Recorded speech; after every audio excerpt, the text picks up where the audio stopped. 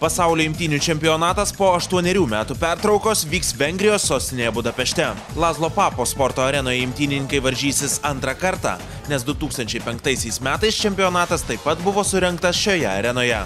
Kovas Budapešte gerai prisimena Edgaras Venskaitis, Aleksandras Kazakevičius ir Mindaugas Mizgaitis, kurie dalyvauja ir šimetinėme čempionate. Prieš 8 metus vykusiose pasaulio pirmenybėse arčiausiai pjedestalo liko Mindaugas Mizgaitis. Jis užėmė 5-ąją vietą. Patys veidai, gal biškai kažkas atsinaujinę, bet nemanau, kad tai kažką keičia. Lieka tos pačios standartinės šalis – Turkija, Rusija, ten Gruzija ir taip toliau. Su visais reiks kovoti. Nežiūriu tikrai į veidus. Galvoju dabar, kaip dabaigti savo svorio metimą ir gerai startuoti į veidus, po varžybų pažiūrėti. Lygis labai aukštas yra, imtynėse aplamai. Ir šiaip, aišku, visi varžovai daugmaž aiškus yra.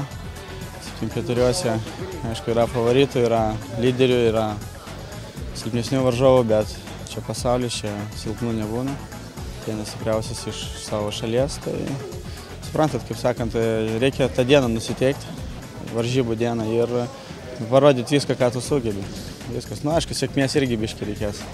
Paskutinėje sudarytoje Tarptautinės imtynių federacijos FILA reitingų lentelėje tarp pajėgiausių pasaulio imtynininkų įsiterpusios Kazakevičiaus, Mizgaičio ir dėl kojos traumos čempionate nedalyvausiančio Viliaus Laurinaičio pavardės. Grįžau vėl į tą olimpinę savo kategoriją 74 kg.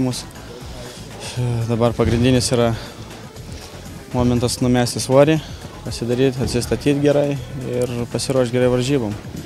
Šiaip jo, čia prieš 8 metus buvom jau šitoj salėje, imtyniavom, rodėm savo jėgas, manau, šiais metais pasirodysim geriau. Pirmasis ant kilimo šeštadienį žengs Laimutis Adomaitis, kuris kovos svorio kategorijoje iki 84 kg. Likę 3 atletai savo šanso lauks iki sekmadienio.